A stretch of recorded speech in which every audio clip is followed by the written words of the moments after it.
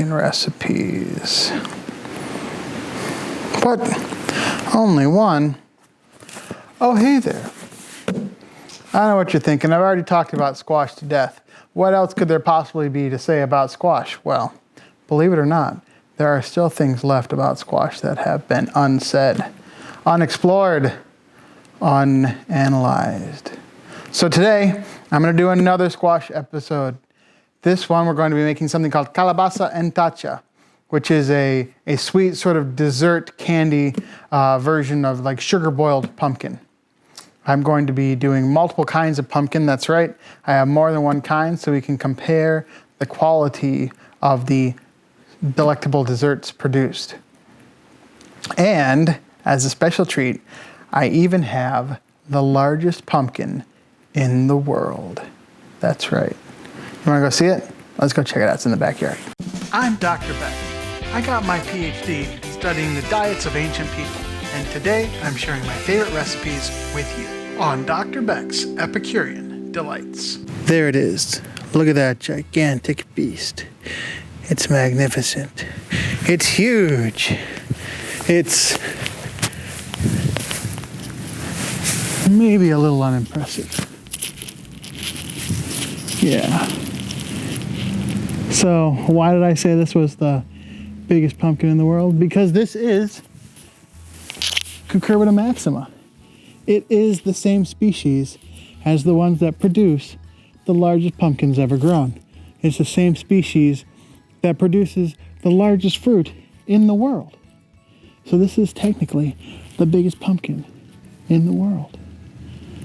So we're going to eat it. And you can too. This is called a kabocha squash. And if you look, you should be able to find these without too much trouble. I also found another member of Cucurbita maxima right here. I can't remember what fancy name they gave this in the supermarket, but one of the things that it's often called is a Cinderella squash or a Cinderella pumpkin because it's a little bit squatter and a little bit less like a jack-o'-lantern pumpkin. I think they gave it some sort of pretty name based on the color of its outside. So it's got some sort of like Pink Lady or something like that. So we're going to eat both of them. We're going to compare them. We're also going to cook up the jack-o'-lantern pumpkin in the same way and compare them all together and see if we get good results. All right, let's do it. Just call me Billy Corgan, Darcy Resky, James Iha, and Jimmy Chamberlain because today I am smashing pumpkins. Seriously though, what's the point in having these wonderful fruits if I can't bash them to pieces in slow motion? Okay, dulce de calabaza, which is a variation of calabaza and tacha. Calabaza and tacha basically means pumpkin cooked in a large pot, and it's candied pumpkin.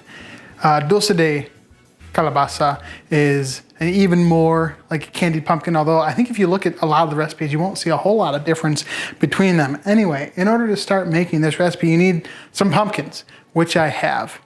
Traditionally, they use a variety of Cucurbita moschata, or I believe it's also known as Cucurbita argyrosperma, which is more of a squash.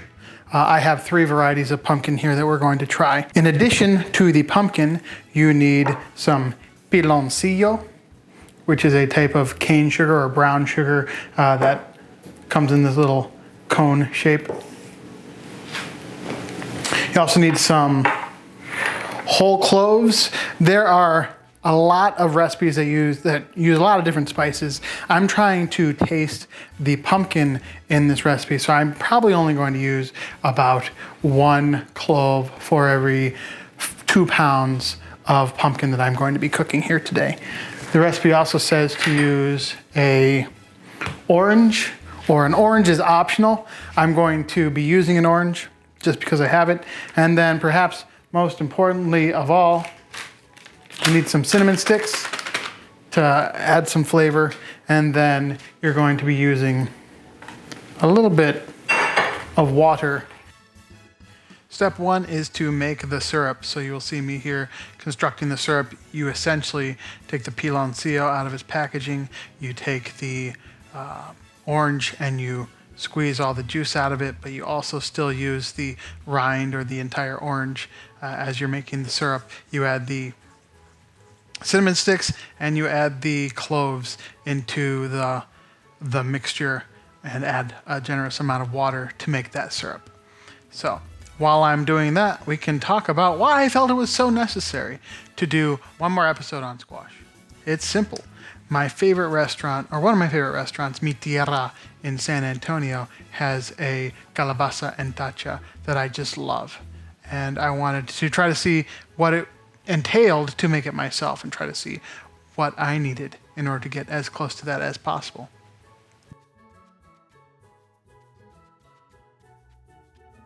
While we watch the brown elixir swirl, perhaps you can take a moment to like this video and subscribe, and if you really feel like it, leave a comment below.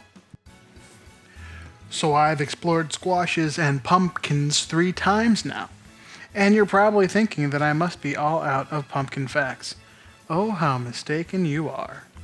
If you recall my first video ever, Stuffed Pumpkin, I mentioned that multiple species are considered pumpkins.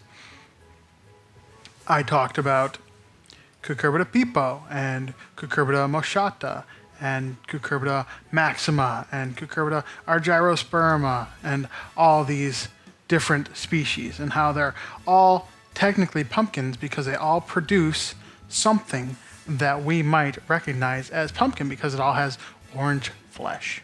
You might remember seeing a video a few years back about how all the canned pumpkin we eat in pumpkin pie isn't really pumpkin. This video was accompanied by an article that was called "I Just Found Out Canned Pumpkin Isn't Pumpkin at All, and My Whole Life is Basically a Lie." Now, I can understand their use of hyperbole to get clicks, but I just want to come here and state that this is not the case at all. Now, what they're saying is that species that's used to make pumpkin pie puree is Cucurbita moschata, which is most commonly recognized as butternut squash. And so it doesn't necessarily have the same shape of pumpkin that you and I might recognize. However, the shapes of these species is highly malleable. It changes based on how they're selected when they're growing. And so things like Cucurbita pipo, Cucurbita moschata, Cucurbita maxima, and Cucurbita argyrosperma can all be sort of confused together if you don't know necessarily which specific characteristics to look for. That having been said, these various species are all referred to as pumpkin at one time or other.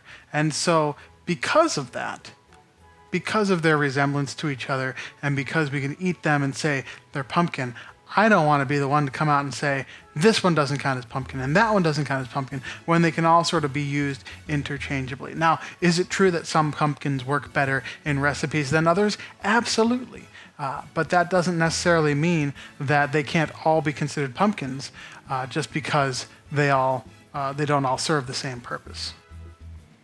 All of the characteristics for producing a pumpkin-like fruit are present inside these various species' genetic code, and skilled farmers have, over hundreds of plant generations, bred plants that look exactly like what we want, or taste exactly like what we want. So, are we really eating pumpkin pie on Thanksgiving? Yes, absolutely. People who say otherwise are either uninformed, misinformed, or just trying to get clicks for their website.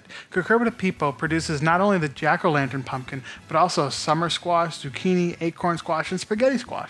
And every other species of pumpkin is similar in that they produce something that could be considered a pumpkin, but they also produce things that might not necessarily be recognized as a pumpkin.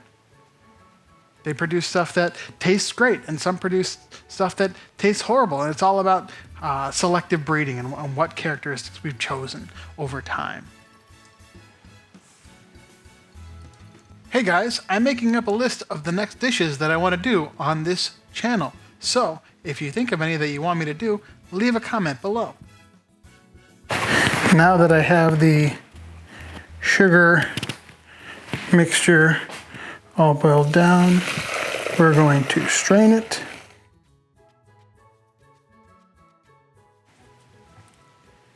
But let's take a little botany minute to talk about the traditional squash used to make calabaza and tacha. It is Cucurbita argyrosperma. Sometimes referred to colloquially as the silver-seeded gourd, it originates from Mexico, where a common variety is called Calabaza rayada, or striped pumpkin. It is also known in the States as a cushaw. One of the varieties that I read about being used for Calabaza and Tacha specifically is known as Calabaza de Castilla, which looks almost identical to the normal kind of pumpkin you would use to carve a jack-o'-lantern. I don't think this is terribly common in supermarkets, but I have seen it from time to time at farmers markets. This limited availability is the precise reason why I am not using it today. One of the benefits provided by a cushaw is that it is very thick-fleshed, which is exactly what you want when you are making candied pumpkin.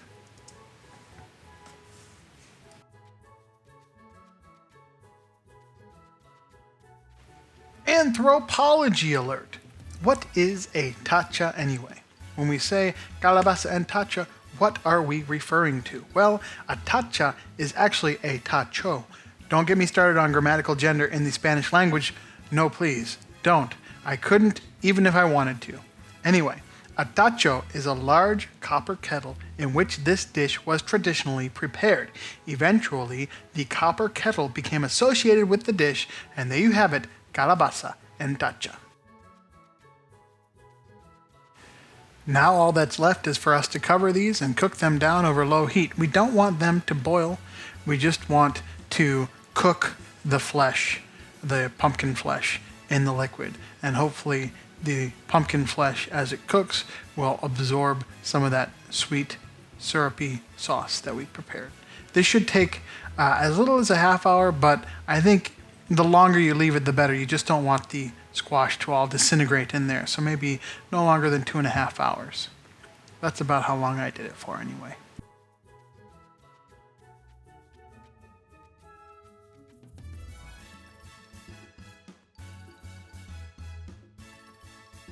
I have my 3 pumpkins ready to try out. This is the kabocha, this is the jack-o'-lantern pumpkin, and this is the Cinderella pumpkin. As I was preparing the Cinderella pumpkin, I was really unhappy with the texture. It seemed like sort of a cross between a spaghetti squash and a regular squash. I had a lot of time differentiating between the guts and the flesh, so perhaps I'll try that one out first. I kind of got the impression as I was preparing it that it's more of a show-off pumpkin and not necessarily an eating pumpkin. However, when I was in the store, it seemed marketed in such a way that made me think that it was for eating. So let's try that one first. The kabocha cooked faster than the other ones. The liquid cooked down faster. I don't know if I had less liquid in there or what, but it just seemed ready a lot quicker. There are different serving ideas for this dish. Some people have suggested drizzling a little bit of milk or even sweetened condensed milk over the top, but I'm just going to try them as they are right out of the tacho.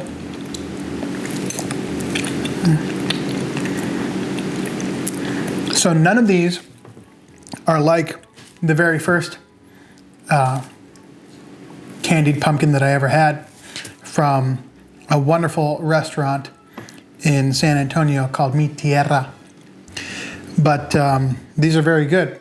I think that if I were to try to capture that flavor from Mi Tierra, I would leave out the orange, although the orange adds wonderful flavor. I'm not getting a whole lot of cinnamon in these, but I don't want like a super strong cinnamon flavor. And then I can't really taste the cloves at all. Let me try the jack-o'-lantern pumpkin. I was expecting this to be the absolute worst because jack-o'-lanterns, as we know, are not really grown for their flavor. I was expecting this texture to be rather stringy and coarse and just unpleasant. The flavor is definitely lacking, but I would say that I prefer this better than that Cinderella pumpkin.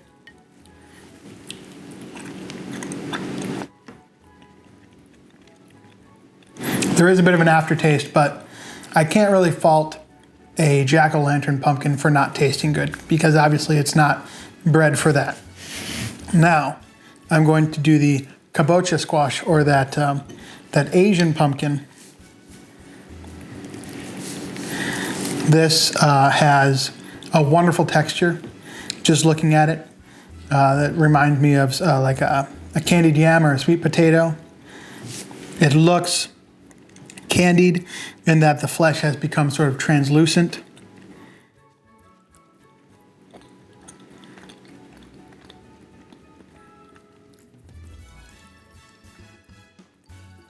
That one's the winner. That one's the good one right there. I think it already had a natural sweet flavor. Obviously, it's meant to be eaten, and that's the one I would pick right there.